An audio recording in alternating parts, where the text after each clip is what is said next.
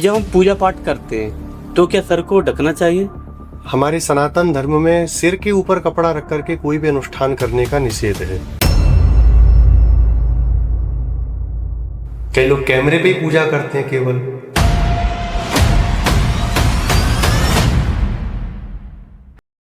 पूरा एकदम हिले हिले नीचे तक झुक करके आरती उतारेंगे और जैसे ही कैमरा लाइट बंद ऐसे भी करने में उनका हाथ कांपता है।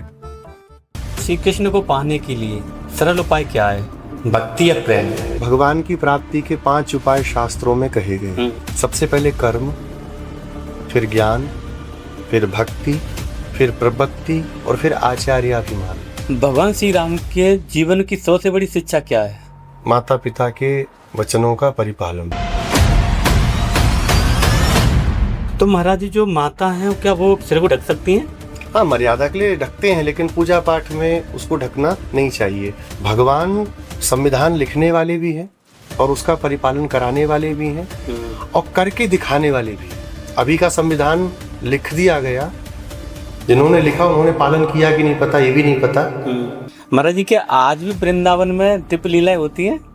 हाँ। हनुमान जी को प्रसन्न करने का सरल उपाय क्या है? राम नाम सुनवे को रसिया। कोई बिगर स्नान किए भगवान के दर्शन कर सकता है? शास्त्र इसकी आज्ञा नहीं देते, मर्यादा नहीं। हम लोग बोलते थे शास्त्रों की बात को, लोग हंसते थे। आज तो विज्ञान भी बोलता है ना, एक आकाश गंगा में कितने ग्रह हैं हम आज तक नहीं गिन पाए। आज तक हमने जितना भी ब्रह्मांड को जाना 1% भी नहीं जान पाए, आज का विज्ञान मानता है। राधा रानी के कृपा के बिना क्या श्री कृष्ण मिल सकते हैं? बिना श्री जी की कृपा के भगवान को कोई प्राप्त कर नहीं सकता। राधा नाम और कृष्ण नाम में क्या अंतर है?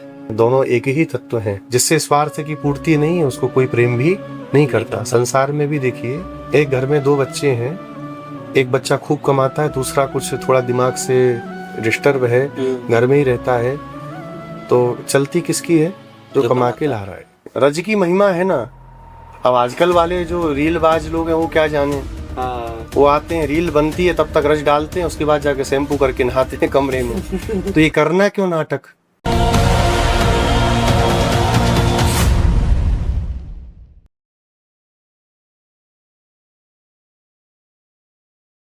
हरे Krishna everyone, welcome fantastic talk. So आज के इस खास एपिसोड में हमारे साथ हैं पुंडरीकाचार्य जी महाराज।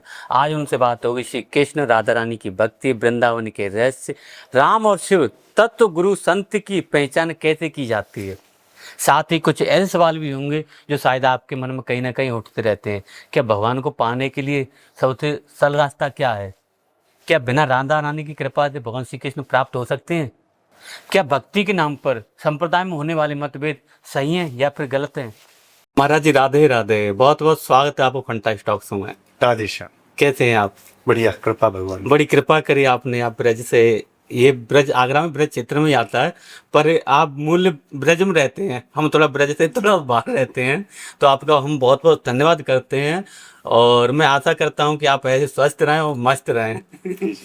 प्रभु जी, मैं सबसे पहला आपसे सवाल करूं कि जो कि हर एक व्यक्ति का होगा, और ये बात हर किसी को जाननी भी चाहिए कि जब हम पूजा पाठ करते हैं तो क्या सर को ढकना चाहिए? हाँ, आजकल देखा देखी का काम चालू हो चुका है। पहले लोग शास्त्रों को प्रमाण मान करके जो धर्म शास्त्रों में लिखा है वो करते थे। अभी लोग दूसरा व्यक्ति क्या कर रहा है ये देख के करते हैं। हमारे सनातन धर्म में सिर के ऊपर कपड़ा रख करके कोई भी अनुष्ठान करने का निषेध है। स्मृतियों में, पुराणों में ऐसे पर्याप्त वचन मिलते हैं इसमें सिर के ऊपर कोई कपड़ा रख के। आजकल लोग क्या करते हैं, रुमाल रख लेते नहीं है कुछ तो पूजा करते समय। पूजा करते समय। या कुछ लोग क्या करते हैं, एक कपड़ा अलग से तौलिया बड़ा वाला रखते हैं, वो ऐसे ओढ़ लेते हैं। ये सब नहीं करना चाहिए। सिर के ऊपर कपड़ा रख करके, गले को कपड़े से बांध करके, या सिला वस्त्र भी पहनने का है, इसको भी अगर पहन करके आप कोई पूजा पाठ करते हैं तो वो आपका निष्फल हो जाता है। तो इसलिए सिर पर कपड़ा रख करके देव मंदिर में जाना, भगवान के सामने जाना, ये सब निषिद्ध है शास्त्रों की दृष्टि में। हाँ, आजकल देखा देखी लोग करते हैं, तो देखा देखी को मना भी नहीं किया जा सकता, क्योंकि लोगों को शास्त्र वचनों पर विश्वास नहीं है। उसने ऐसा किया है तो मुझे भी वैसा ही करना है। भगवान गीता में अर्जुन को बोलते हैं यह शास्त्र विधि मुत्सज्ज वर्तते कामकारतः न स सिद्धिम अवाप्नोति न सुखम न पराम गतिम। शास्त्राज्ञा को छोड़ करके जो मनमाना आचरण करता है, ना तो इस लोक में उसे कोई सुख मिलता है ना परलोक में कोई सुख मिलता है। इसलिए हमको शास्त्र क्या कहता है इस बात पर विशेष ध्यान देना चाहिए। तो महाराज जी जो माता हैं क्या वो सिर को ढक सकती हैं? हाँ, मर्यादा के लिए ढकते हैं, लेकिन पूजा पाठ में उसको ढकना नहीं चाहिए। हमारे भी रामानुज संप्रदाय के मंदिरों में आप देखेंगे तो माताएं जब मंदिर आती हैं तो पल्लू को हटा करके मंदिर में आती हैं। हमारे यहाँ भगवान का श्री षट को मस्तक पर धारण कराया जाता है, तो उसको भी बिना कपड़े के ही धारण किया जाता है सिर के ऊपर। इसलिए माताओं को भी चुनरी उगरा रखनी पूजा पाठ के समय, भगवान के दर्शन के समय नहीं चाहिए। बाकी हमारे यहाँ की जो लौकिक मर्यादा उसका भी पालन करते हुए घर में हैं कहीं बाहर हैं, ये मर्यादा तो छोड़ दी थी लोगों ने।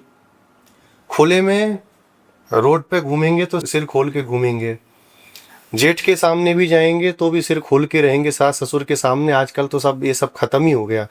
पूजा के समय जरूर ढक लेंगे, जहाँ नहीं ढकना वहां ढकते हैं, जहाँ ढकना वहां नहीं ढकते हैं, तो उसको ठीक करें। साउथ इंडिया में औरतें सर पर पल्लू नहीं रखती हैं। नहीं रखती। वहाँ क्यों नहीं रखती महाराज जी?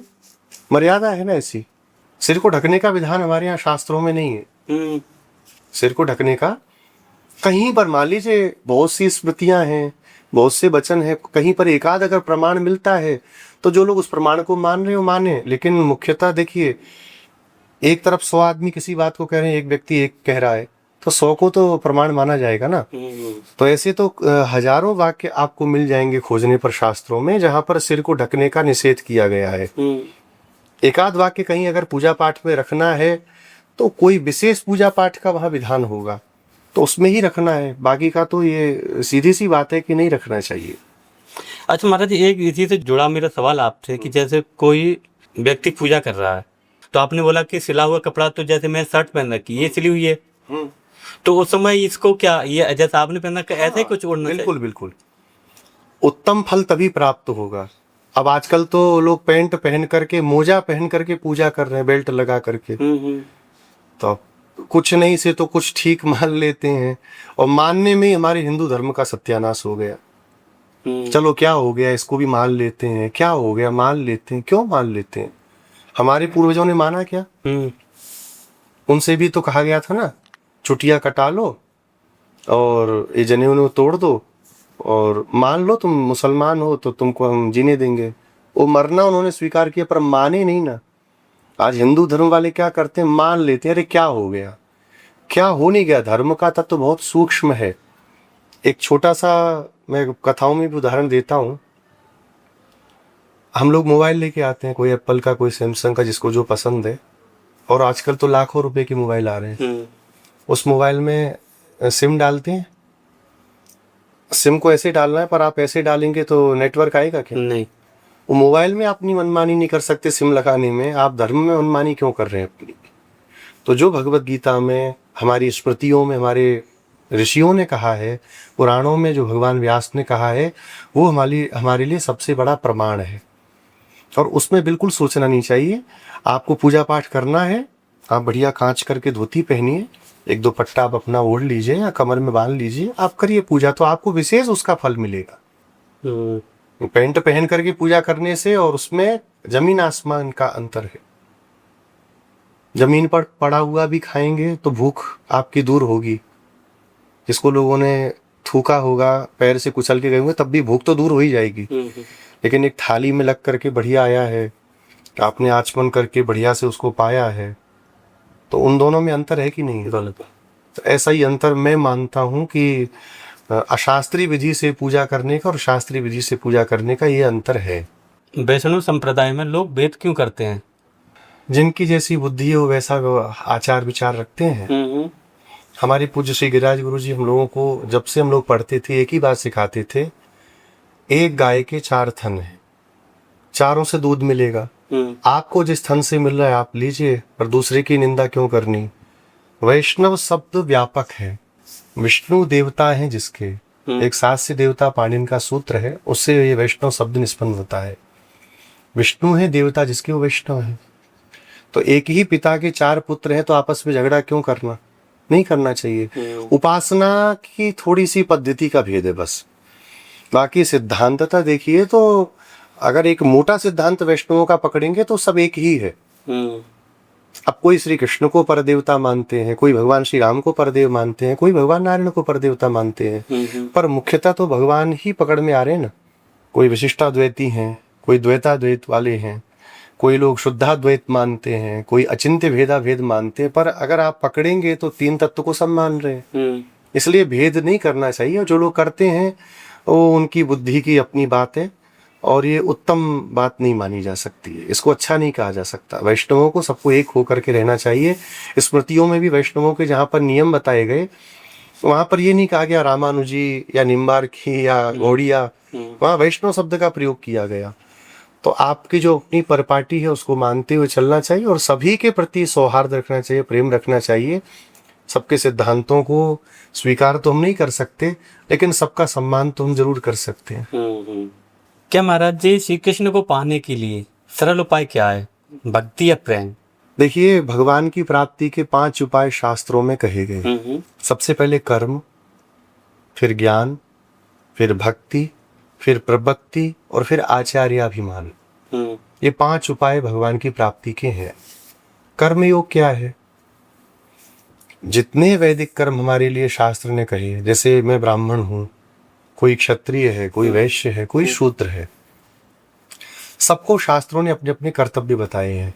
उन कर्तव्यों का बिना किसी स्वार्थ के, ये भगवद आज्ञा है, शास्त्र आज्ञा, मुझे इसको करना है, ये मान करके पालन करना। और उसकी जो सबसे उत्तम कोटि है उसको कहते हैं निष्काम कर्म। भगवान भी गीता में बोलते हैं ये कर्म योग है जी। कर्म योग जब परिपक्व होता है तो वो ज्ञान योग में परिणत हो जाता है। ज्ञान योग जब परिपक्व होता है तो भक्ति योग में परिणत होता है। तो जो लोग कर्म ही नहीं कर रहे उनको भक्ति कहाँ से मिलेगी? हम लोग भक्ति के योग्य ही नहीं इस कलिकाल में। तो फिर हमारे लिए चौथा उपाय है प्रपत्ति योग, जिसको आज की भाषा में आपने भी वही कहा, प्रेम। प्रपत्ति को ही प्रेम कहा जाता है, भगवान के चरणों में गिर पड़ना। प्रपत्ति का मतलब सामान्य अर्थ में मैं आपको बताता हूँ, गिर पड़ना। आप मेरे पास आए और आपका पैर एकदम लड़खड़ाए, आप गिरे और आप उठ नहीं रहे, तो मैं क्या करूँगा? आपको उठाऊंगा। तो बस भगवान के चरणों में गिर पड़ना, वो जैसे रखें, जहाँ रखें, वो अपने से उठाएंगे। तो इस कलिकाल में प्रपत्ति को ही आचार्यों ने, सभी आचार्यों ने परम प्रेम को ही भगवान की प्राप्ति का साधन माना है। कलयुग में भक्ति योग हम लोग नहीं कर सकते। इस प्रपत्ति योग से भी बढ़कर के योग है जिसका नाम है आचार्याभिमान। अपने आचार्य के, अपने गुरु के चरणों का आश्रय लेकर के, इनकी कृपा से भगवान की सेवा इस लोक में मिल रही है तो उस लोक में भी जरूर मिलेगी, ऐसा विश्वास करके रहना। ये उस प्रपत्ति से, परम प्रेम से भी बढ़कर के उपाय है। तो अंतिम उपाय सबसे उत्तम अभी कलिकाल में आचार्य लोग स्वीकार करते हैं। राधा रानी के कृपा के बिना क्या श्री कृष्ण मिल सकते हैं? बिना श्री जी की कृपा के भगवान को कोई प्राप्त कर नहीं सकता।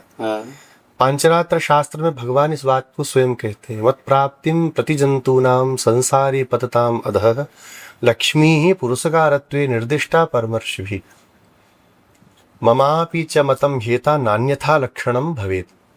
भगवान कहते हैं मेरी प्राप्ति में संसार के जीवों को लक्ष्मी ही पुरस्कार करने वाली हैं। पुरस्कार माने सिफारिश।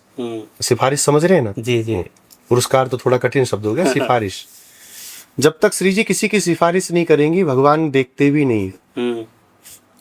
श्री जी कहती हैं कि देखिए आया है शरण में। वो एक संवाद हमारे आचार्य लोग बताते हैं हमारे संप्रदाय में। भगवान से कहते देखिए ये जीव आया है, इसको देखिए ना। भगवान कहते महापापी, इसको क्यों देखूंगा, क्या अनेक जन्मों में पाप करके आ रहा है। आपका ही तो है, अब मेरा है तो मेरा बन के रहना चाहिए था ना इसको, फिर पाप क्यों करता था? अच्छा तो पाप कौन नहीं करता है? सब तो करते हैं संसार में। हाँ कर रहे हैं तो भोग भी रहे हैं संसार में, लेकिन ये आपके पास चल के आया ना। हाँ चल के आने से क्या होता, पाप मिट थोड़ी गए। हाँ ठीक है, मैंने इसको स्वीकार कर लिया है, अब मैंने स्वीकार कर लिया तो आपको भी कर लेना चाहिए। तो भगवान कहते जब आपने कर लिया तो हमें क्या दिक्कत है स्वीकार करने में। इसीलिए हमारे ब्रज में भी कहते बिना किशोरी जी की कृपा के भगवान की प्राप्ति कोई नहीं कर सकता। ये शास्त्र का एक सिद्धांत है। राधा नाम और कृष्ण नाम में क्या अंतर है? अंतर देखें तो अंतर है भी और विचार करें तो कोई अंतर नहीं है, दोनों एक ही तत्व हैं। ब्रज की उपासना में हमारे यहाँ दोनों को एक ही तत्व माना गया, लेकिन अंतर है कैसे? क्योंकि सिफारिश करने वाली को तो पहले मानेंगे ना भगवान तो बाद में है, इसलिए उनका नाम पहले लेते हैं। कहीं भी देखिए तो क्या कहते हैं, राधे श्याम राधे श्याम, राधे कृष्ण। राम जी का भी नाम लेते कैसे हैं, सीताराम सीताराम सीताराम, लक्ष्मी नारायण। तो सिफारिश करने वाली प्रधान है।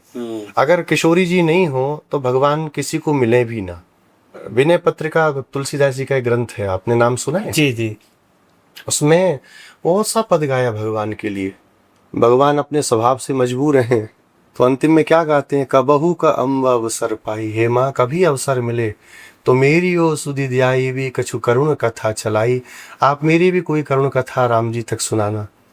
और फिर अंतिम में कहते, तरे तुलसीदास भव तव नाथ गुण गन गाई। आप कृपा करोगी तभी तो राम जी मुझे मिल पाएंगे, बिना आपकी कृपा के भगवान मुझे नहीं मिलेंगे। इसलिए किशोरी जी का नाम भगवान के नाम से भी श्रेष्ठ हमारे यहाँ माना जाता है। लेकिन अकेले नाम हमारे यहाँ जपने का विधान नहीं है, युगल नाम को ही जपने का विधान है। ऐसे हमारे ब्रज के संत लोग कहते हैं, भगवान श्री कृष्ण जब राधा रानी का नाम लेते हैं, राधा राधे राधे, भगवान को मूर्छा नहीं लगती, इतना उस नाम में रस है। वहीं भगवान श्री कृष्ण का नाम जब किशोरी जी लेती हैं, श्री कृष्ण, वो मूर्छित होने लगती हैं व्यामोह में। एक एक जने भगवान और भगवती स्वयं एक दूसरे का नाम लेने में अपने को सक्षम नहीं मान रहे, तो हम अकेले नाम कैसे ले सकते हैं? और इसमें से कौन सा बड़ा नाम है ये भी कैसे कह सकते हैं? अब वो तो अपना बौद्धिक स्तर है, व्यायाम करके कुछ भी हम लोग बोल लेते हैं। लेकिन अगर बहुत विचार करें तो जिस नाम को सहन करने में न भगवान की सामर्थ्य है न किशोरी जी की सामर्थ्य है, तो इन दोनों में बड़ा छोटा हम लोग बोल ही नहीं सकते। इसलिए हमारे यहाँ युगल नाम के जप का विधान सभी वैष्णव में किया जाता है, राधे कृष्ण कृष्ण कृष्ण राधे राधे। या फिर हमारे श्री रामानुज संप्रदाय में श्रीमन्नारायण नारायण नारायण, तो श्री पहले लगा लेते। श्री तो श्री जी आ जाती है। हाँ, श्री जी। गोपियों का प्रेम इतना गहरा क्यों माना जाता है? नारद भक्ति सूत्र में नारद जी कहते हैं, यथा ब्रज गोपिका नाम, भक्ति कैसी होनी चाहिए? तो नारद जी स्वयं कहते हैं जैसे ब्रज की गोपियों को है। तो क्या ब्रज की गोपियों की भक्ति है, ये विचार करना चाहिए। उन्होंने ऐसा कर क्या दिया, जो आपका प्रश्न भी है, कि उनको इतना बड़ा भक्ति का आचार्य माना जा रहा है। उद्धव जी जैसे महापुरुष जब वृंदावन से लौटने लगे तो ब्रज की रज को प्रणाम करके क्या कहते हैं, वंदे नंद ब्रज स्त्रीणाम पादरेणुम अभीक्षणस। मैं ब्रज की गोपियों को प्रणाम करूं, ये मेरी सामर्थ्य नहीं है। ब्रज की गोपियों के चरणों को प्रणाम करूं, ये भी सामर्थ्य नहीं है। तो इन नंद बाबा के यहाँ रहने वाली जो गोपियां हैं, उनके चरण की धूलि को मैं प्रणाम करता हूं। उद्धव जी जैसे महापुरुष इस बात को बोल रहे हैं। क्या कारण है? गोपियों के 5 गीत हैं प्रेम के, युगल गीत, श्री वेणु गीत, प्रणय गीत, गोपी गीत, भ्रमर गीत। ये 5 गीतों में से एक गीत को भी अगर ढंग से पढ़ लिया जाए तो अपने आप मालूम चल जाएगा कि गोपियों को भक्ति का आचार्य क्यों कहा जाता है। क्योंकि उन्होंने अपने स्वार्थ तक को भगवान के लिए नष्ट कर दिया। हमारे यहाँ उपनिषदों में एक वचन आता है, आत्मनस्तु कामाय सर्वम प्रियम भवति। आत्मनस्तु कामाय, अपने स्वार्थ के लिए संसार में हमको सब प्रिय होते हैं। पति पत्नी का प्रेम भी एक स्वार्थ का है, माता पिता का प्रेम भी एक स्वार्थ का है। सब कुछ स्वार्थ में संसार में चलता है, परम स्वार्थ में संसार है। अगर स्वार्थ में संसार न होता तो माता कुंती कभी कर्ण को छोड़ती? वो तो चलिए बहुत दूर की बात हो गई। कलयुग में आप लोग भी रोज यही सब देखते हैं, छोटे बच्चे को ले जा करके कूड़ेदान में फेंक दिया, अनाथालय में पटके आए। अगर माँ के अंदर स्वार्थ का प्रेम न होता तो उस बच्चे को क्यों सड़क पे फेंका जाता? जिससे स्वार्थ की पूर्ति नहीं है, उसको कोई प्रेम भी नहीं करता। संसार में भी देखिए, एक घर में 2 बच्चे हैं, एक बच्चा खूब कमाता है, दूसरा कुछ थोड़ा दिमाग से डिस्टर्ब है, घर में ही रहता है, तो चलती किसकी है? जो कमा के ला रहा है। पूछा किसको जाता है? जो कमा के ला रहा है। घर में बैठे वाले को कोई नहीं पूछता। हाँ बेटा है तो मानेंगे, इसमें कोई दो राय नहीं है। माँ का प्रेम अपनी जगह है, उसको उसमें भी कोई शंका नहीं है। लेकिन उपनिषद कहता है अपनी कामना के लिए ही सब कुछ प्रिय होता है, लेकिन गोपियों ने अपनी कामनाओं को भी भगवान के चरणों में समर्पित कर दिया। प्रणय गीत में कहती हैं, संत्यज्य सर्व विषयांस तव पादमूलम, आपके पादमूलों के लिए हमने अपने समस्त विषयों को त्याग दिया। आप मिलो वो आपकी प्रसन्नता है, आप ना मिलो वो आपकी प्रसन्नता है। मथुरा कितना दूर है हमारे यहाँ से? थोड़ा ही दूर है। पैदल जा सकते हैं, जी, पहले तो पैदल ही चलते थे। बिल्कुल। गोपियां गई क्या एक बार भी मथुरा? भगवान तो मथुरा में थी, मिली आती जा करके। रोते हुए विरह में यहाँ बैठी हैं। हमारे ब्रज के संत लोगों ने विरह के बड़े सुंदर सुंदर भाव गाए हैं। ब्रज के विरही लोग बिचारे, बिन गोपाल ठगे से थाड़े, ठगे हुए से खड़े हुए हैं बेचारे भगवान के वियोग में। लेकिन गोपियां एक बार भी मथुरा नहीं गई। क्यों? क्योंकि ये प्रेम की परावस्था है। हमारे प्रियतम को जिसमें प्रसन्नता हो हम वही करेंगे, और ऐसा गोपियों ने अपने पूरे जीवन में किया। इसलिए गोपियों के प्रेम को सभी ने मुक्तकंठ एक नंबर पर रखा है। भक्ति का आचार्य गोपियों को माना है। भगवान श्री कृष्ण की कौन सी लीला आपको ज्यादा प्रभावित करती है? सभी लीलाएं हैं भगवान की। सबसे प्रिय मेरी जो लीला है, और उस प्रिय लीला का एक कारण भी है कि हमारे संप्रदाय के एक आचार्य हुई। हमारे रामानुज संप्रदाय में दो कोटियां हैं, एक आलवारों की कोटि है, एक आचार्यों की कोटि है। तो आलवार कोटि के एक आचार्य हैं जिनका नाम है श्री षटकोप स्वामी जी। भगवान की लीलाओं का उन्होंने अपनी सहस्त्र गीति में भगवत विषय में वर्णन किया, और वर्णन करते करते एक लीला पे जाकर के रुक गए वो। और उस लीला का गान करते करते मूर्छित होके 6 महीने तक उस समाधि अवस्था में ही रहे। वो लीला क्या थी? भगवान की उखल बंधन की लीला। आप विचार करिए कि अनंत कोटि ब्रह्मांड जिनके एक इशारे पर नष्ट हो जाते हैं, और एक इशारे पर केवल भ्रकुटी विलास सृष्टि लय हुई। गोस्वामी जी बोलते हैं ना, भ्रकुटी बस ऐसे कर दें संसार नष्ट हो जाएगा, ऐसे करते हैं तो संसार बन जाएगा। अनंत अनंत ब्रह्मांड, एक ब्रह्मांड नहीं है। पहले ये लोग, हम लोग बोलते थे, शास्त्रों की बात को लोग हंसते थे। आज तो विज्ञान भी बोलता है ना, एक आकाश गंगा में कितने ग्रह हैं हम आज तक नहीं गिन पाए। आज तक हमने जितना भी ब्रह्मांड को जाना 1% भी नहीं जान पाई, आज का विज्ञान मानता है। हमारे यहाँ शुरू से धारणा रही है कि अनंत ब्रह्मांड है, रोम रोम में भगवान के अनेक ब्रह्मांड समाये हैं, और इतनी बड़ी सामर्थ्य जिन भगवान की है।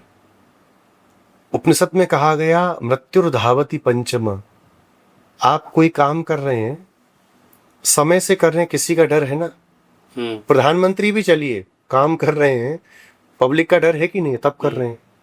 जिनके डर से काल भी भयभीत होता हो, काल भी अपना काम टाइम से करता है कि नहीं? जी। सूर्य भी सवेरे, आप कोहरा पड़े, बारिश पड़े, हम 5 मिनट लेट कर सकते हैं, सूर्य नारायण कभी लेट नहीं करते। पर किसी का तो डर होगा ना, वही तो इनके सिर पर है जिसका डर है कि नहीं जाऊंगा तो डांट पड़ेगी। मृत्यु भी किसी को ऐसे नहीं उठा के लेके जाती, समय आने पे लेके जाए। तो किसका डर है? वो परमात्मा का भय है। मृत्युर्धावति पंचम। उपनिषद कहता, जिनके भय से 5वीं मृत्यु भी अपने समय से कार्य को करती है। और वो भगवान माँ यशोदा ने एक छोटी सी छड़ी हाथ में ली, और आज तुझे मारूंगी। थर थर थर थर कांप रहे हैं। वक्त्रम निनीय भय भावनाया स्थितस्य। माता कुंती स्तुति करती हैं। आपने छोटे बच्चों को देखा है कभी? जब उनको डांटी क्या करते हैं?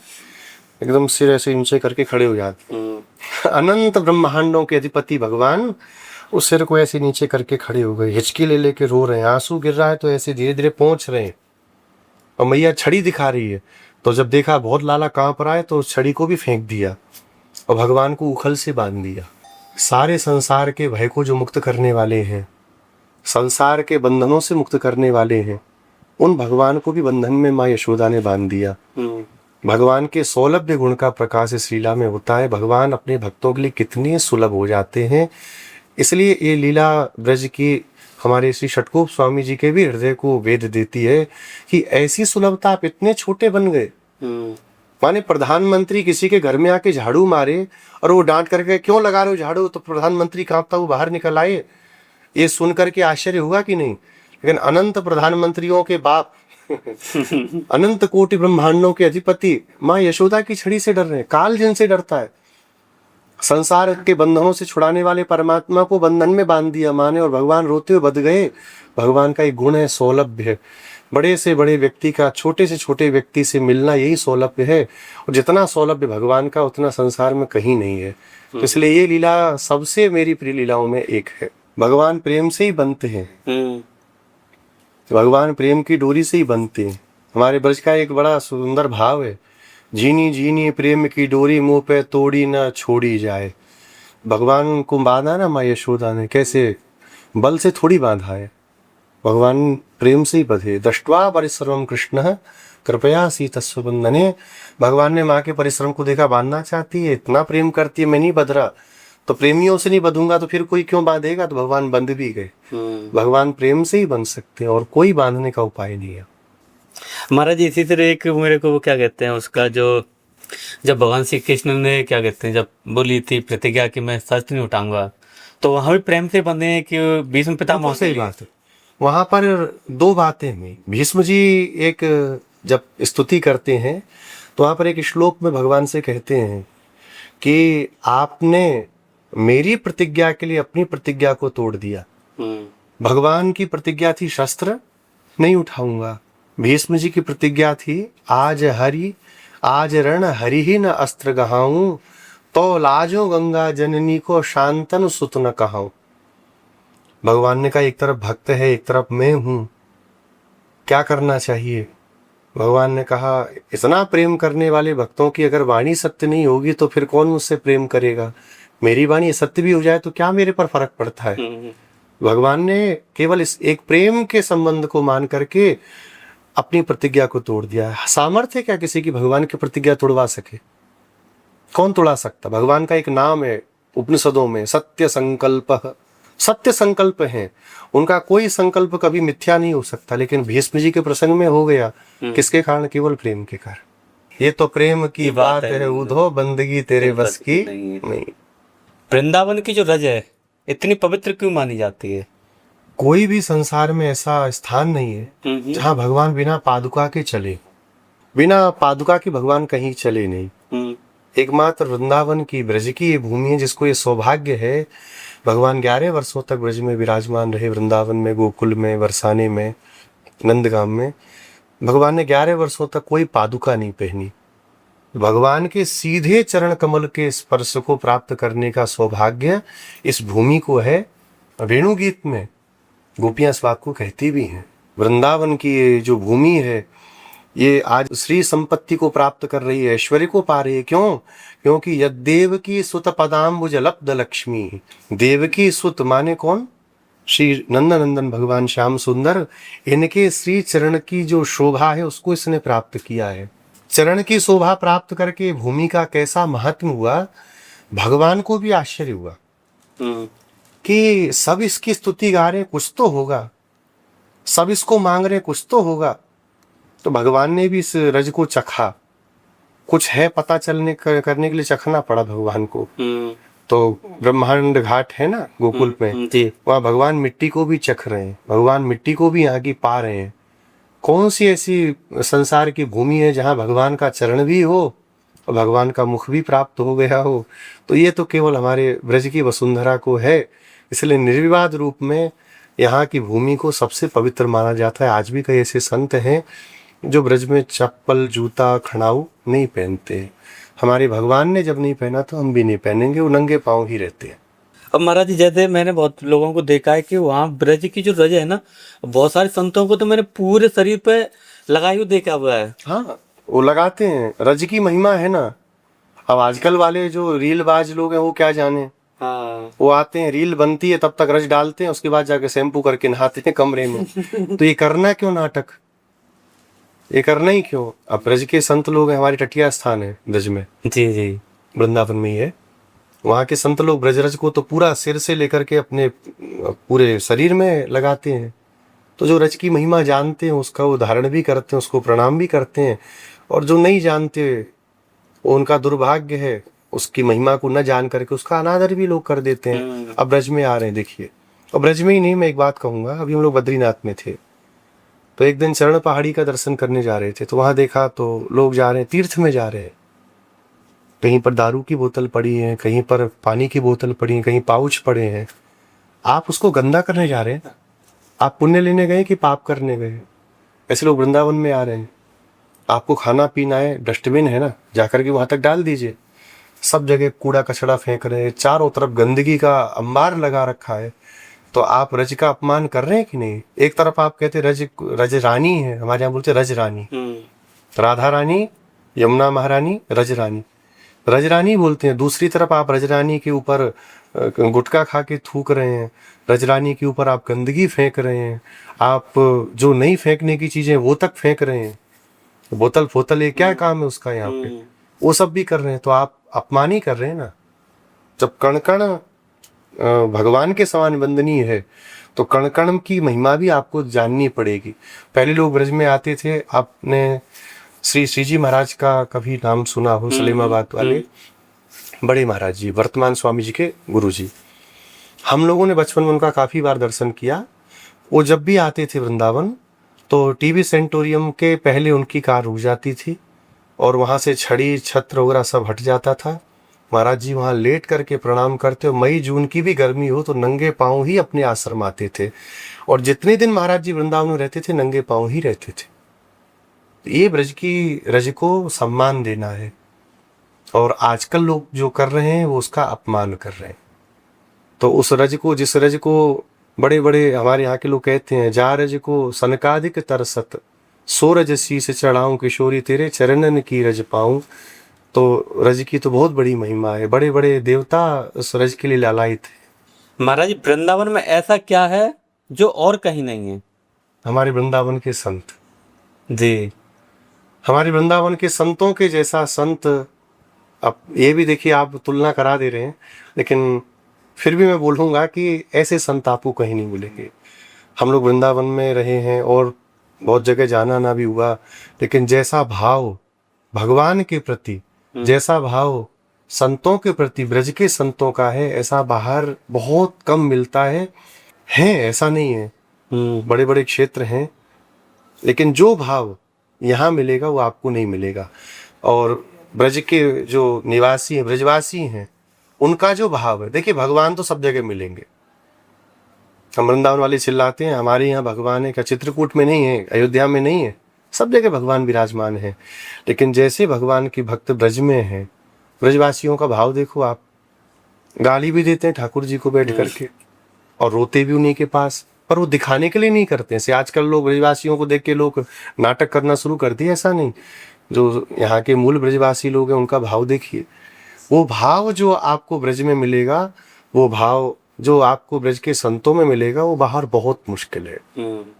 ये वृंदावन की सबसे बड़ी बात है, जो वृंदावन को, हमारे ब्रज मंडल को सब जगहों से अलग बनाती है। महाराज जी क्या आज भी वृंदावन में दीप लीलाएं होती हैं? हाँ, वृंदावन के दो स्वरूप हैं, एक आध्यात्मिक है, एक भौतिक स्वरूप है। भौतिक स्वरूप में भी लीलाएं होती हैं। हमारे यहाँ ब्रज में भगवान का रास तो नित्य ही होता है, कोई ना कोई मंदिर में रासलीला होती रहती है, तो वो लीला भी तो भगवान की लीला सही बात।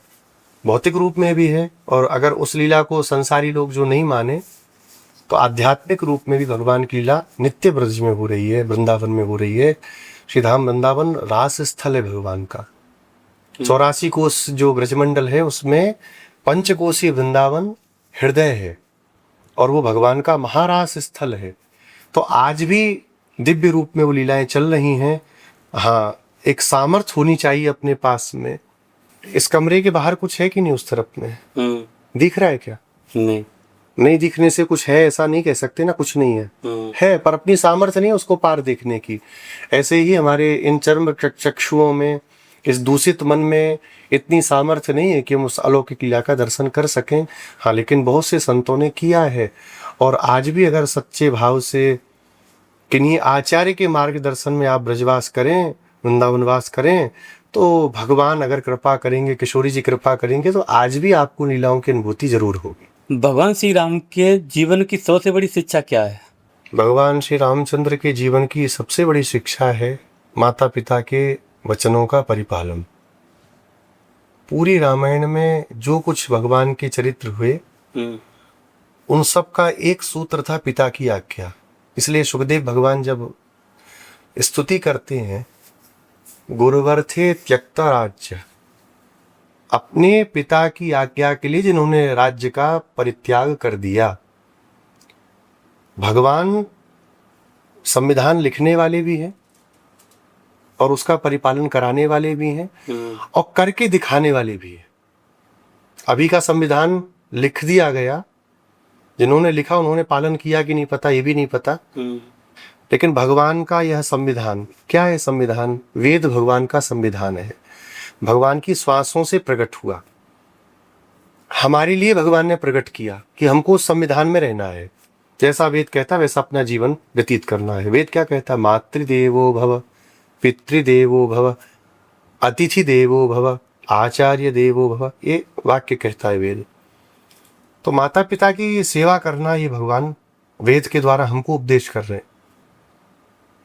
आप कितना कर रहे हो कोई पूछेगा कि नहीं भगवान से। भगवान भी रामावतार लेके आते हैं और आज्ञा का परिपालन करते हैं। रामचरितमानस में तो ये प्रसंग नहीं है, पर वाल्मीकि रामायण में प्रसंग आता है।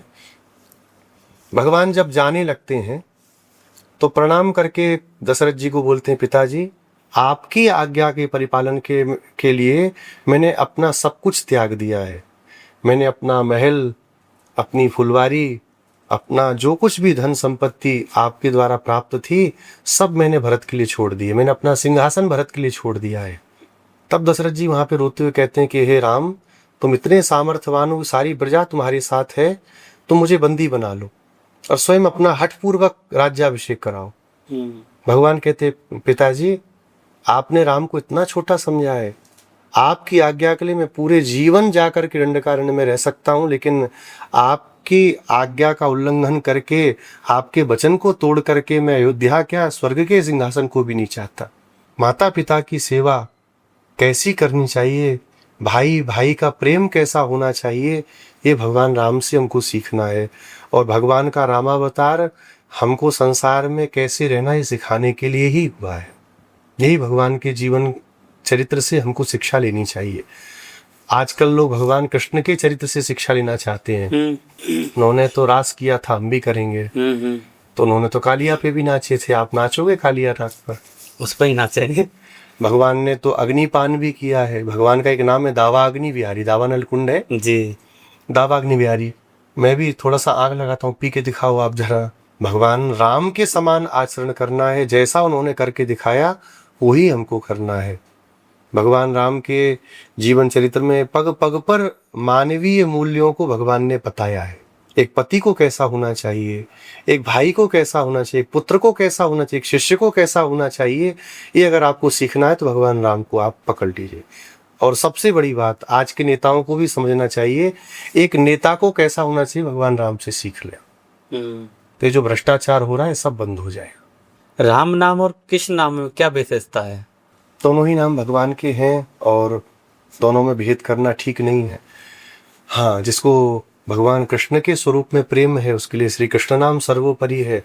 भगवान राम के स्वरूप में जिसको प्रेम है उसके लिए राम नाम सर्वोपरि है। दोनों तत्व एक ही हैं।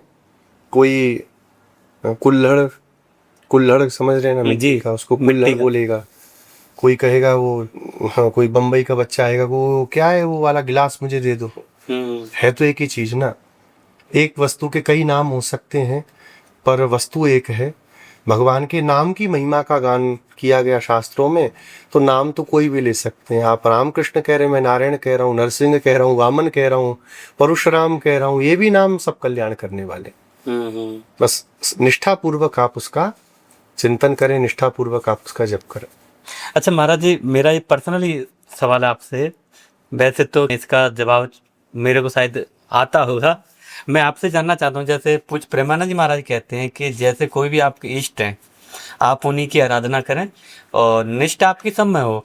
बट मेरे अंदर क्या है कि मैं देवी को पूज रहा हूँ, शिव को पूज रहा हूँ, राम को पूज रहा हूँ, कृष्ण को पूज रहा हूँ, जितने भी चराचर जगत में भगवान हैं या उनके जो स्वरूप हैं, मैं उनमें सब में मेरी निष्ठा है।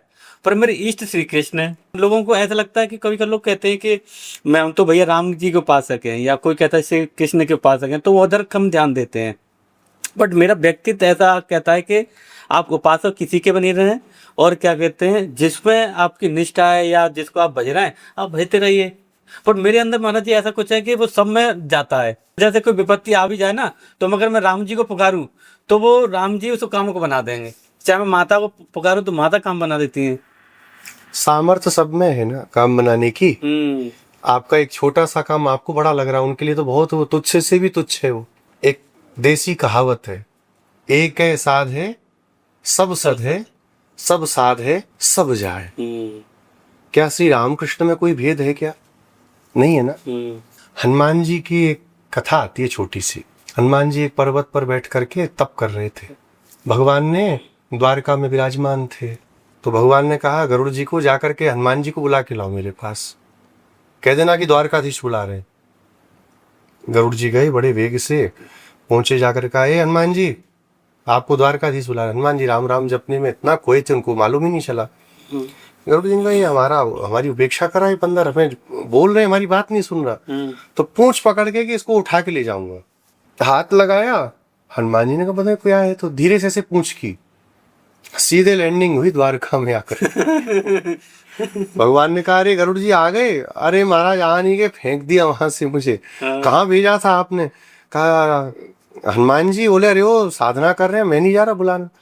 तो आप जाओ एक बार कहते ना कि श्री जानकी नाथ बुला रहे हैं। कौन बुला रहे हैं? जानकी नाथ। अब मैं नहीं जा रहा महाराज, फिर फेंक देंगे। कहा नहीं आप जाओ प्रेम से। गरुड़ जी पहुंचे, जाकर के कहा हे हनुमान जी आपको श्री जानकी नाथ भगवान बुला रहे हैं। इतना सुनते ही तो समाधि खुल गई। गरुड़ जी को प्रणाम किया, कहा आप तो धन्य, आपने राम जी का संदेश मुझे दिया, लेकर के आए। तब हनुमान जी को देख करके भगवान द्वारकाधीश ने पूछा, जब इन्होंने कहा कि द्वारकाधीश बुला रहे हैं आपने उपेक्षा कर दी, और जब कहा जानकी नाथ बुला रहे हैं आप दौड़ के चले आए, क्या भेद है द्वारका नाथ में और जानकी नाथ में? हनुमान जी कहते हैं यद्यपि श्रीनाथे जानकी नाथे है वेदे परमात्मनि, परमात्मा में कोई भेद नहीं है, तथापि मम सर्वस्वम, तब भी मेरा सर्वस्व तो आपका केवल राम रूप ही है। एक अनन्यता होती है। घर में 4 लोग रहते हैं, लेकिन जिसके साथ में स्त्री का विवाह होता है उसको अपना पति मान के उसके अनुसार रहती है। अब वो कहे सब तो पुरुष ही हैं, सबके साथ रहने में क्या दिक्कत है, इनकी भी सेवा कर लूं उनकी भी सेवा कर लूं, तो अच्छा नहीं माना जाता ना।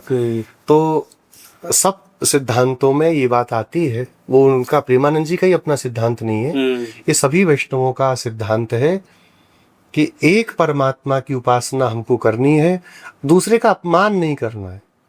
अब हम महादेव जी को देख रहे हैं तो ओह कहाँ गए, दुर्गा जी की सवारी, अरे वो ये सब भी नहीं करना है। लेकिन अब नवरात्र आ गए, तो नवरात्र में जय हो दुर्गा मैया, अपने ठाकुर जी को भूल के बैठे हैं, ये नहीं करना है। कोई भी पर्व आएगा हमको अपने भगवान की ही सेवा करनी है। एक रूप में जिस दिन आस्था हो जाएगी आपका संसार भी छूट जाएगा।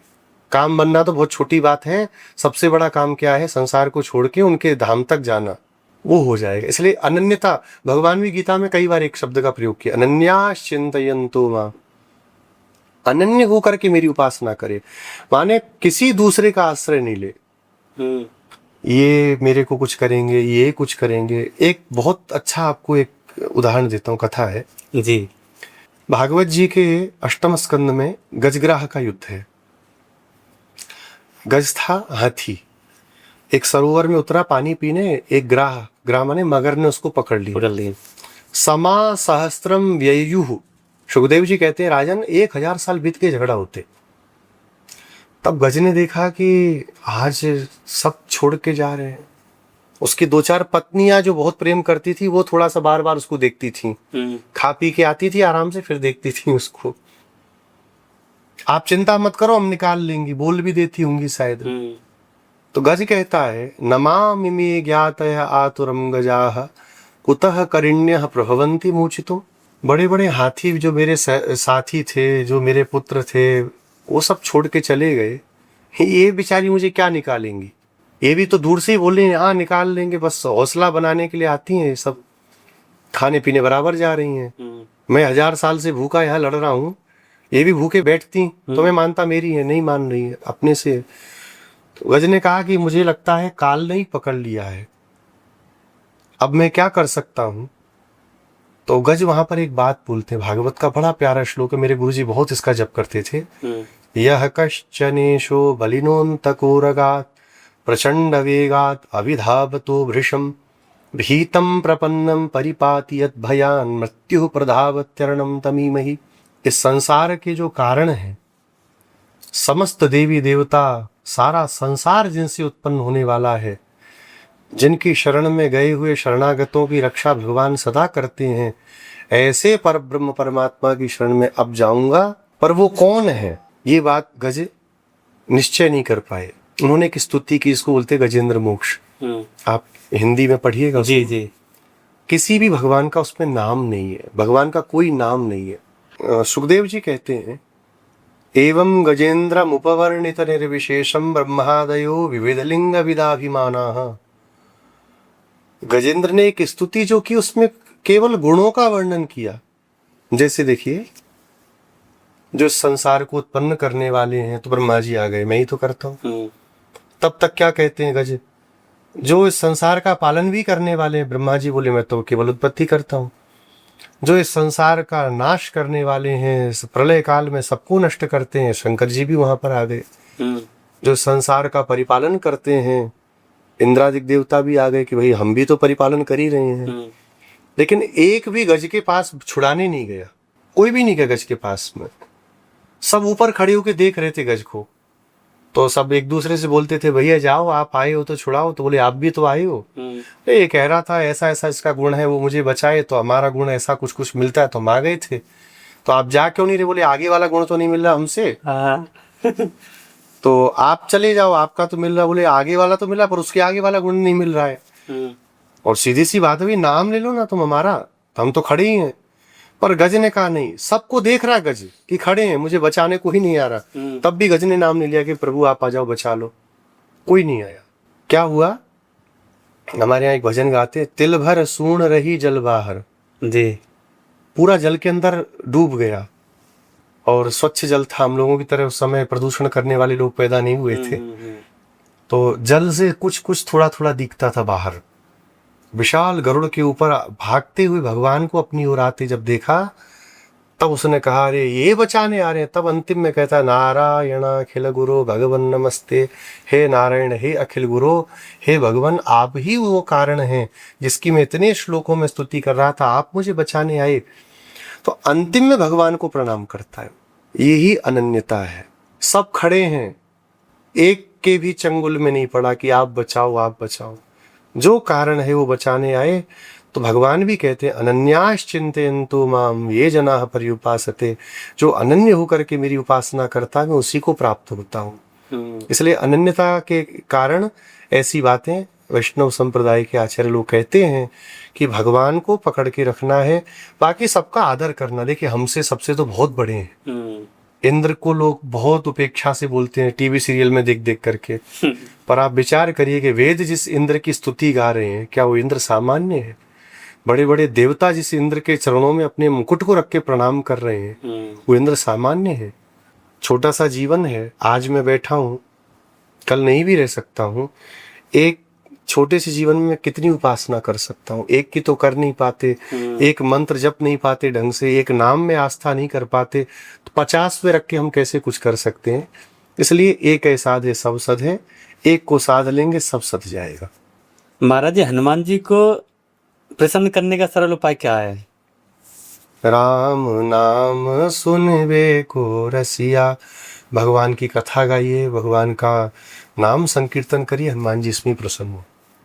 आपको हनुमान चालीसा, बजरंग बाण या और भी कुछ उनके लिए जो करना है, उसकी जरूरत नहीं है। हाँ, काम बनाना है तो मैं उसकी बात नहीं कर रहा। आप अगर निर्मल हृदय से चाहते हैं हनुमान जी प्रसन्न हो, तो उनकी प्रसन्नता तो केवल और केवल भगवान की कथा और भगवान के नाम में है। एक हनुमान जी का श्लोक सभी लोग प्रार्थना में गाते हैं, यत्र यत्र रघुनाथ कीर्तनम तत्र तत्र कृतमस्तकांजलिम वाष्पवारि परिपूर्ण लोचनम मारुतिम नमत राक्षसांतकम। यत्र यत्र रघुनाथ कीर्तन, जहां जहां राम जी का कीर्तन होता है, तो कीर्तन के लिए माइक की जरूरत नहीं है, आपको 100 लोगों की जरूरत नहीं। आप अकेले कमरे में बैठे हैं, ताली बजा के कीर्तन कर रहे हैं, श्री राम जय जय राम, आगे श्लोक कहता है तत्र तत्र कृतमस्तकांजलिम, वहां वहां हनुमान जी अपने सिर के ऊपर ऐसे हाथ को रख करके प्रणाम करके बैठ जाते हैं। वास्तवारी परिपूर्ण लोचनम, उनके नेत्रों से आंसू बहते हैं कि कितने प्रेम से राम जी का नाम गा रहा है। तो हनुमान जी की प्रसन्नता का एकमात्र उपाय है उनके भगवान का चरित्र उनको सुनाना, उनके भगवान का नाम उनको सुनाना, बस इतने में ही प्रसन्न है। भगवान शिव को भोलेनाथ क्यों कहा जाता है? बहुत भोले भाले हैं ना, हाँ। एक लोटा जल चढ़ा दीजिए उतने में प्रसन्न हो जाते हैं। कैसे कैसे असुर हैं, वो एक भस्मासुर है, जी नाम सुना है? जी जी जी। हाँ, वो वरदान मांगा मैं जिसको छू लूं वो भस्म हो जाए, उसको भी वरदान दे दिया और फिर इन्हीं के पीछे पड़ गया।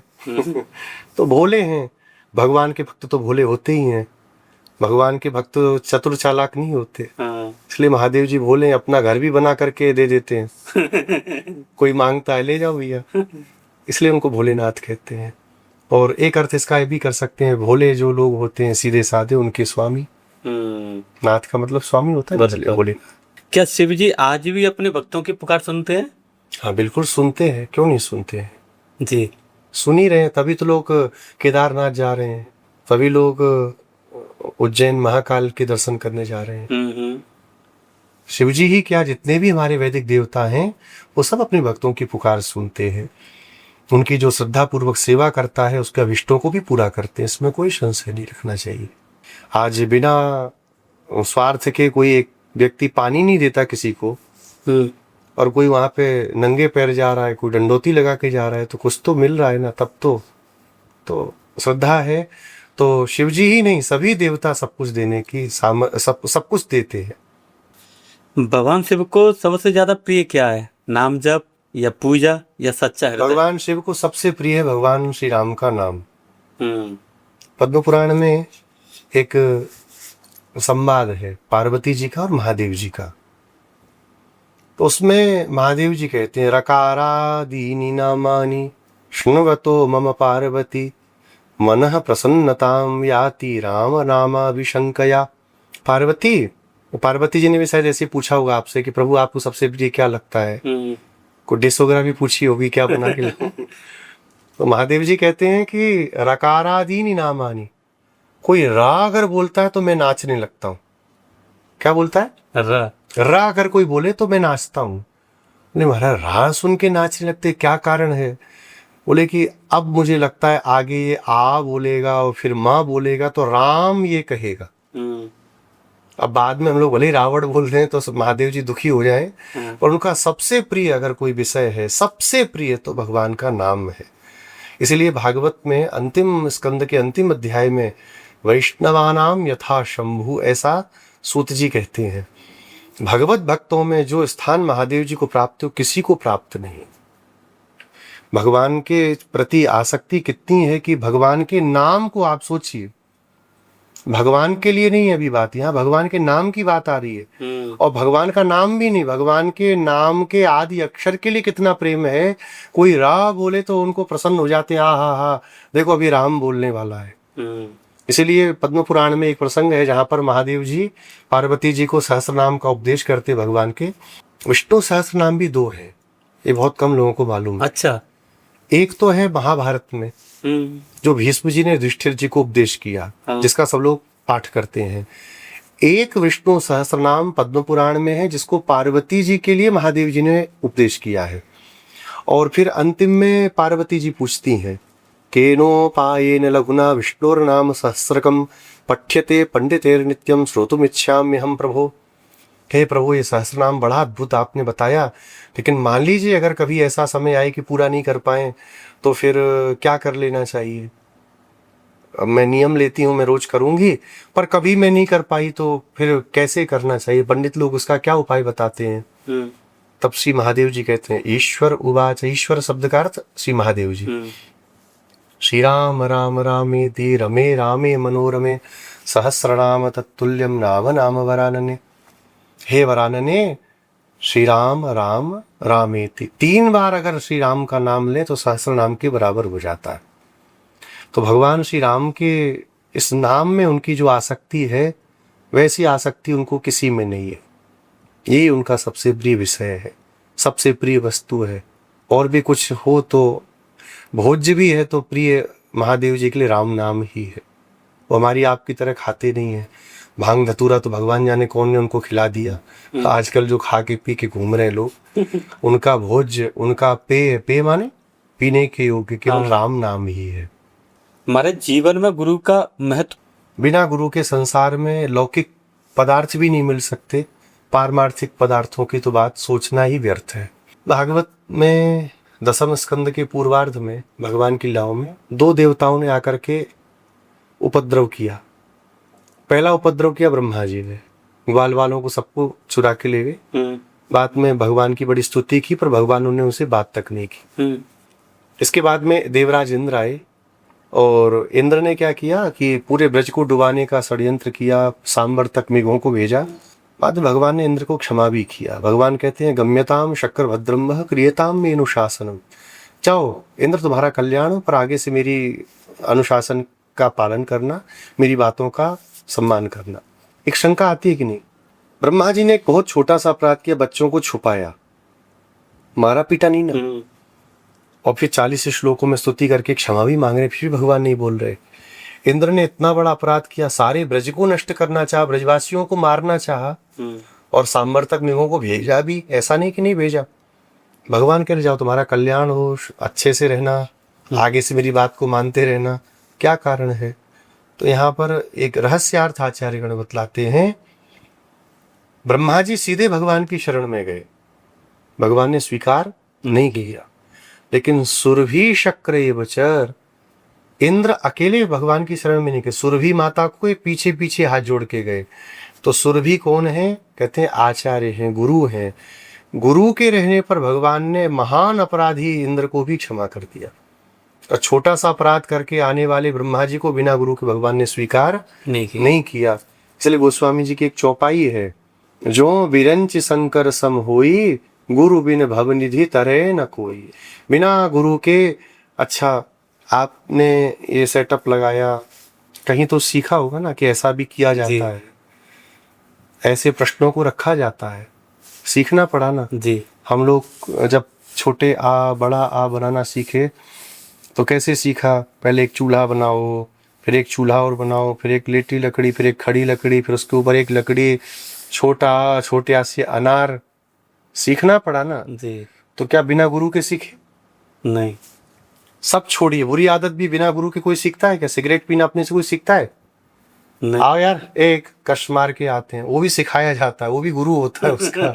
तो बिना गुरु के संसार में न अच्छा न बुरा, आप कुछ भी नहीं सीख सकते। जब सीख नहीं सकते तो भगवान को कैसे प्राप्त कर सकते हैं? इसलिए गुरु गोविंदो खड़े काके लागो पाए, बलिहारी गुरु आपने गोविंद दियो बताए। सच्चे संत की पहचान कैसे करें? हनुमान जी भी चक्कर में आ गए थे कालनेमी के, जी मालूम है? जी जी बिल्कुल। सच्चे संत की पहचान की क्या जरूरत है? भगवान से प्रार्थना करनी चाहिए सच्चे हृदय से कि हमें ऐसे संतों का सानिध्य मिले जो आपके बिना एक क्षण भी नहीं रह सकते। आप जिनके बिना नहीं रह सकते तो भगवान स्वयं को चाहेंगे। हम खोजने जाएंगे तो हम क्या करते हैं, हम बाहरी आवरण देखते हैं। आजकल तो महाराज जी वो देखते हैं सोशल मीडिया पर कितने फॉलोअर्स हैं, फॉलोअर देखते हैं। महाराज जी की ड्रेस कैसी है, महाराज जी के पास कौन आ रहा है, महाराज जी कितने फेमस हैं, ये कुछ दिन पहले तक देखते थे। अब क्या देखते हैं, महाराज जी के फॉलोअर कितने हैं फेसबुक पर, इंस्टाग्राम पे, तो लोग जा रहे हैं तो फंसते हैं। भगवान से प्रार्थना करनी चाहिए। हमारे रामानु संप्रदाय का एक बड़ा सुंदर ग्रंथ है जिसका नाम है आलवंदार, स्तोत्र ग्रंथ है। उस पे भगवान से एक प्रार्थना है। अंतिम में यमुनाचार्य स्वामी जी भगवान से कहते हैं कि हे नाथ, हमारे ऊपर एक कृपा कर दीजिए। भगवान ने कहा क्या करें? आपके ऐसे भक्त जो आपके बिना नहीं रह सकते, आप जिनके बिना नहीं रह सकते, उनका सानिध्य आप हमको प्रदान करें। ये भगवत कृपा से ही सच्चे संत मिल सकते हैं, नहीं तो इस कलिकाल में उनका मिल पाना बहुत मुश्किल है। जो सच्चा संत होगा, जो भगवान में डूबा हुआ है, वो संसार को नहीं देखेगा, वो ये कैमरे, ये माइक, इन सब के मोह से बहुत दूर रहेगा। आप उसकी स्तुति करोगे, उसको लगेगा कि मेरे को पता नहीं क्या गाली गलौज कर रहा है, वो ऐसा होगा। उसको संसार की किसी वस्तु में प्रेम नहीं होगा। आप मोबाइल भी लेके जाएंगे, महाराज जी फोटो ले लें तो कहेगा भगवान का जाके खींचो, मेरा क्यों ले रहे हो। तो ऐसे संत पहली बात तो आपको जल्दी मिलने नहीं, हाँ भगवान की कृपा होगी तो सहज रूप में आपको प्राप्त हो जाएंगे। और संतों में हम लोग देखिए विचार नहीं कर सकते कि वो कैसे, संतों का अपना अपना स्वभाव होता है। कुछ संत ऐसे बन जाते हैं कि हमको लोग गलत समझे। आप अच्छा समझोगे तो क्या करोगे, हमारा नाश ही करोगे ना समय का। सुबह शाम आ जाओगे 4 लोगों को लेकर के, तो ऐसे बन के रहेंगे कि आप उनको देख करके अरे क्या बात का संत है, नालायक है, 1 नंबर का, ऐसा भी स्वरूप धारण करके रहते हैं। उनको पहचान पाना ये केवल भगवान की और उन संतों की कृपा से ही है। इसलिए भगवान से, संतों से रोज प्रार्थना करें कि आप कृपा करके हमें आप अपनी शरण में रखो, आप हमें स्वीकार करो। महाराज जी, भगवान अपने भक्तों की परीक्षा क्यों लेते हैं? अब ये तो वही बात हो गई कि साल भर स्कूल में फीस हम जमा करते हैं और साल भर बाद बच्चों की परीक्षा ले ली जाती है, फेल करके बैठा दिया जाता है। परीक्षा लेना कोई गलत है क्या? नहीं, सही है। सबको अब एक दूसरे को परीक्षा करनी ही चाहिए। पति पत्नी को भी आपस में परीक्षा करनी चाहिए। कभी ऐसा कोई प्रसंग आ जाए बीच में कि पता चल जाना चाहिए हमको कितना मान रहे हैं। मित्रों में परीक्षा होती है, तो भगवान अगर परीक्षा ले रहे तो उसमें क्यों घबराना। आप भक्त हैं, आप साबित करिए ना उनके सामने। संसार को तो भगवान साबित करने को नहीं कह रहे ना। हम क्या करते हैं, हम संसार को साबित करते हैं कि हम भक्त हैं, पर हमें साबित तो भगवान को करना है ना, हम आपके हैं। तो अगर भगवान परीक्षा ले रहे हैं तो आप उत्तीर्ण होकर दिखाइए ना, तब तो भगवान आपको स्वीकार करेंगे। और क्यों लेते हैं? ताकि आपकी भक्ति और बढ़ सके। जब ऐसा समय आता है तो भगवान में और निष्ठा भक्त की बढ़ती है। भगवान को सबसे ज्यादा प्रिय क्या है, आंसू या फिर पूजा? आंसू तो घड़ियाल भी बहाता है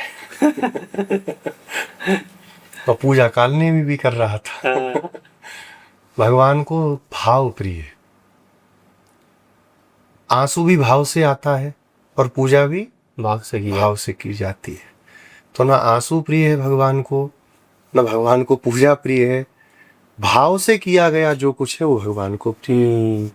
भाव से आप आंसू गिरा रहे हैं। हम लोग देखते हैं कथाओं में कई लोग बैठ जाते हैं और कोई प्रसंग आ रहा है तो जो रोना शुरू करते हैं, कई बार लगता है राम राम, ये भाव हम लोगों को नहीं मिल पाया आज तक, दुर्भाग्य।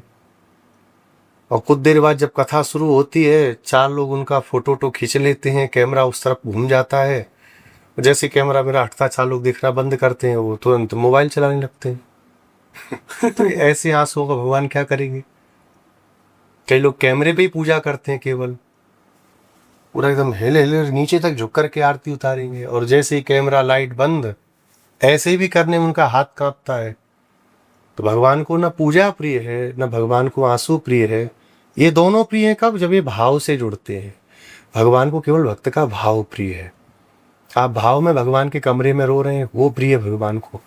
आप कमरे में बैठ करके किसी मंदिर में जाके भगवान की सेवा कर रहे हैं, वो भी प्रिय है, पर भाव ज्यादा इम्पोर्टेंट है। जैसे वो रामायण में चौपाई नहीं आती, जब हनुमान जी क्या कहते हैं, सुख भीषण जी के पास गए, अब मोह भाव भरोसा हनुमंता बिनु हरि कृपा मिले। बिल्कुल। तो भावग्राही जनार्दन, भगवान भावग्राही है। भाव से जो देंगे स्वीकार करेगी। क्या भगवान हमारी हर भावनाओं को सुनते हैं, प्रार्थना को सुनते हैं? सुनना पड़ता, मजबूरी है उनकी।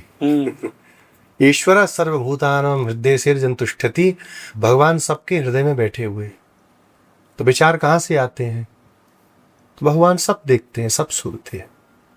ऐसा कुछ नहीं है जो भगवान से छुपा रहे, सब मालूम हो। इसलिए भगवान रामचरितमानस में विभीषण का ही प्रसंग आपने कहा, मैं वही प्रसंग बोलता हूँ। निर्मल मन जन सो मोहि भावा, मोहि कपट छल छिद्र न भावा। कपट किससे कर सकते हैं? जो आपके मन की बात ना जानता हो, उसी से कर सकते हैं ना। लेकिन जो मन की बात जानता, उससे कपट कैसे आप कर पाएंगे? परमात्मा तो सबके हृदय में बैठे हैं, सबके मन की जानते हैं। तो इसलिए भगवान कहते हैं निर्मल मन जन सो मोहि पावा। जैसे हो गंदे हैं तो प्रभु आपके हैं। संसार भर का कपट हृदय में भरा हुआ है, पर प्रभु क्या करे, नहीं निकल पा रहा है। आपको निकालना है।